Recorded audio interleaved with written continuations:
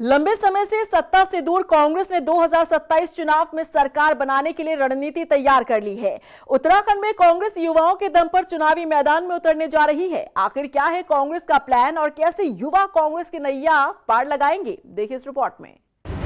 2027 चुनाव के लिए कांग्रेस की रणनीति। युवा कांग्रेस को मिले 470 पदाधिकारी। 27 में युवा करेंगे सरकार बनाने की तैयारी। क्या है कांग्रेस की रणनीति? हाशिए पर गई कांग्रेस 2027 चुनाव में किसी भी तरह सरकार बनाने के लिए प्लान तैयार करती दिख रही है। कांग्रेस अब युवाओं के दम पर उत्तराखंड में सरकार बनाने पर विचार कर रही है। दरअसल देहरादून में आयोजित कार्यक्रम में उत्तराखंड युवा कांग्रेस के 470 पदाधिकारियों ने पद और गोपनीयता की शपथ ली। इस दौरान पार्टी के वरिष्ठ नेताओं ने युवाओं को संगठन की मजबूती और चुनावी रणनीति में अहम भूमिका निभाने का संदेश दिया।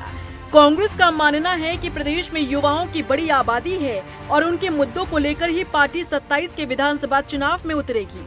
कांग्रेस का कहना है कि हम युवा कांग्रेस के कार्यकर्ता पूरी ताकत के साथ 2027 चुनाव में उतरेंगे। बेरोजगारी, महंगाई और शिक्षा जैसे मुद्दों को लेकर जनता के बीच जाएंगे और कांग्रेस की सरकार बनाएंगे। मैं सभी को बधाई देता हूं, जो भी नियुक्त हुए हैं युवा कांग्रेस के विभिन्न पदों पे, जिला अध्यक्ष, जिला उपाध्यक्ष, महामंत्री, साथ में हमारे प्रदेश के अध्यक्ष और उनकी पूरी टीम। मैं सबको तहे दिल से बहुत बहुत बधाई देता हूं और उनसे ये उम्मीद करता हूं, निश्चित रूप में वो भी अपना कर्तव्य समझते हैं कि इन पदों पर उनके सुशोभित होने के पश्चात कांग्रेस पार्टी को और मजबूती मिलेगी और सबको साथ लेकर चलेंगे। पार्टी नेतृत्व का साफ कहना है कि संगठन को बूथ स्तर पर मजबूत किया जाएगा और युवा कार्यकर्ताओं को जिम्मेदारी देकर हर क्षेत्र में सक्रिय किया जाएगा। ऐसे में साफ है कि कांग्रेस 2027 के चुनाव में युवाओं को केंद्र में रखकर अपनी सियासी जमीन मजबूत करने की कोशिश में जुट गई है। ये निश्चित रूप से हमारी युवा कांग्रेस एक मजबूत ताकत के रूप में प्रदेश के अंदर खड़ी होगी और क्योंकि आज जो हालात आज प्रदेश के हैं, जो माहौल आज प्रदेश के हैं, उस माहौल में ये आवश्यक है कि युवा कांग्रेस एक मजबूत ताकत के रूप में खड़ी हो। क्योंकि जो बड़े बड़े परिवर्तन होने, विशेष करके जो आज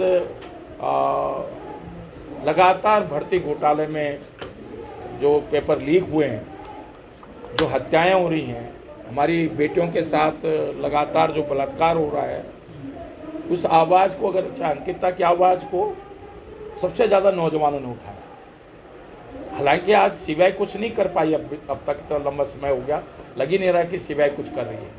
लेकिन आज अगर सीबीआई की जांच हुई है तो कहीं न कहीं नौजवानों की आवाज़ पे, हमारी नौजवान बेटियों की आवाज़ पर, हमारी महिलाओं की आवाज़ पर जो उन्होंने पूरे प्रदेश में दबाव बनाया, उसके कारण सरकार को झुकना पड़ा और अपनी ही पार्टी के वरिष्ठ नेताओं को उस दायरे में लाना पड़ा कि वो सीबीआई की जांच के दायरे में वो आए।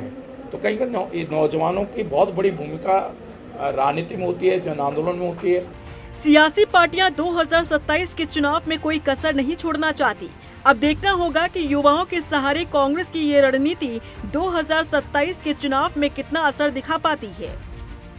रफ्तार मीडिया के लिए देहरादून से सुशांत सिंह की रिपोर्ट।